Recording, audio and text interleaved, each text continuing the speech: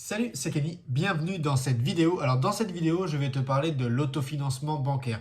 Tu vas voir qu'il y a plusieurs sortes d'autofinancement, enfin on en entend plusieurs et du coup je vais t'expliquer tout ça. Mais avant ça, si tu n'es pas abonné à cette chaîne YouTube, je te recommande de t'abonner. Tu cliques sur le bouton s'abonner, tu actives la petite cloche. Comme ça, tu vas être au courant de chaque nouvelle vidéo qui vont sortir. Là, je vais envoyer un petit peu plus du lourd dans les vidéos de ces prochaines semaines, donc tu vas voir. Aussi, défonce le pouce bleu, mets des commentaires, ça va augmenter le référencement et ça va m'aider, enfin aider YouTube à faire connaître cette vidéo à plus de personnes. Donc c'est parti.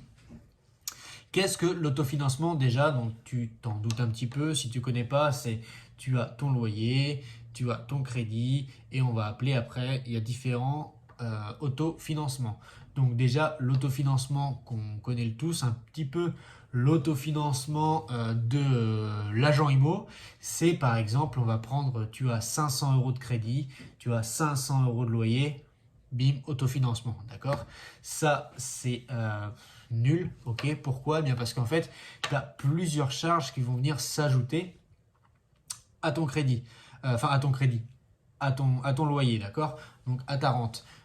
Qu'est-ce que tu as comme charge? Bah, tu as charge de copro, taxe foncière, comptable, suivant ton mode de location, tu peux avoir aussi le ménage, etc. Enfin voilà, tout ce qui vient vraiment amputer ta rentabilité, tout ce que tu dois dépenser pour ce bien, eh bien c'est de la charge, d'accord?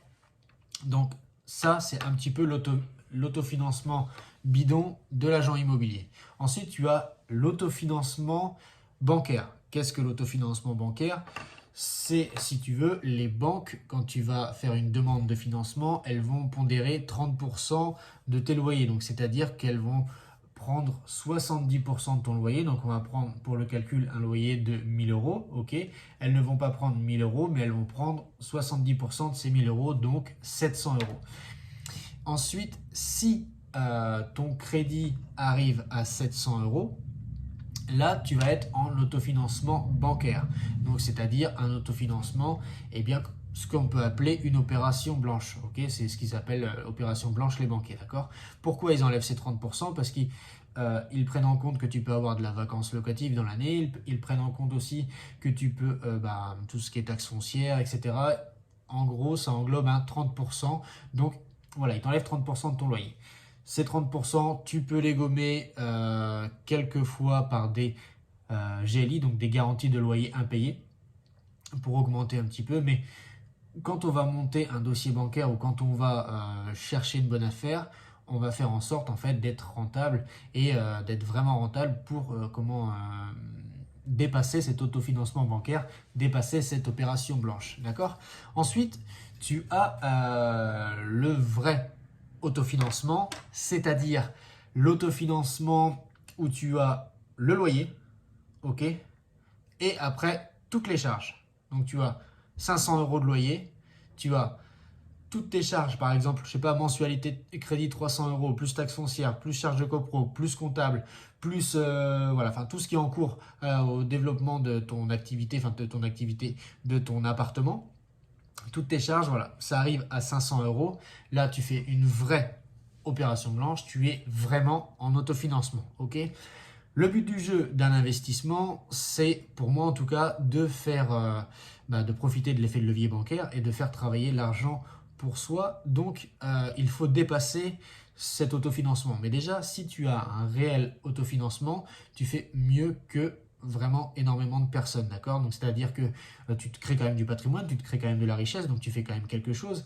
Et, euh, et même aux yeux de la banque, en fait, tu vas faire mieux. Par exemple, eux pondèrent 30%, donc on a dit 70% de tes loyers, et il se peut que tu vois, tu sois au-dessus de ça, que tu sois meilleur que ça. Par exemple, s'ils prennent 700 euros, il se peut que ton crédit soit de 600 euros, donc pour eux, tu fais un bénéfice, enfin, tu as une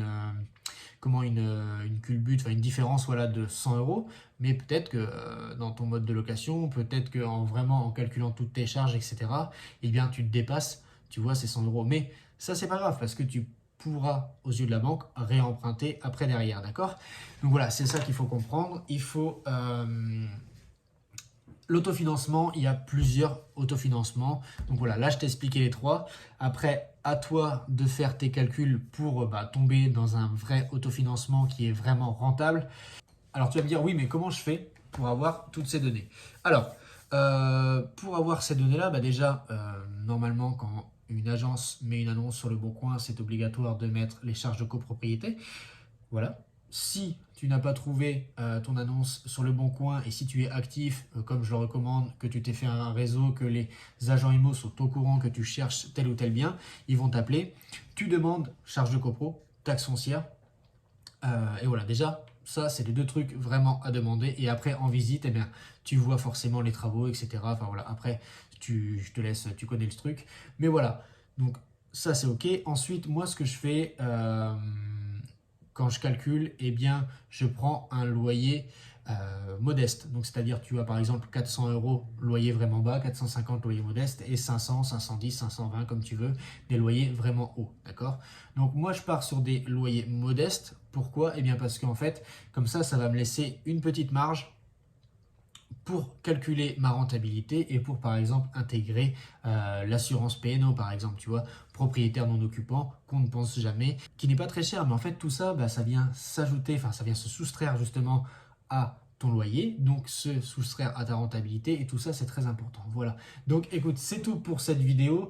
Donc entre les trois, pour moi en tout cas, les trois modes d'autofinancement, regarde bien dans les liens dans la description. Je vais te mettre, il y a un site qui est très bien qui s'appelle Rendement Locatif où tu peux faire tout dessus. C'est vraiment top. Je te le mets dans la description de cette vidéo. Et ensuite, un deuxième truc bonus.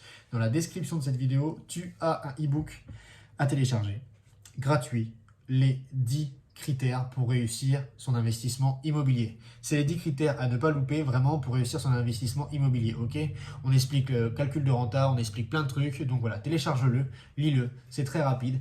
J'ai tout synthétisé et voilà, déjà tu vas en apprendre pas mal. Voilà, donc je te dis à bientôt pour une prochaine vidéo. Bonne soirée, bonne journée. Je sais pas quand est-ce que tu vas regarder cette vidéo. Ciao!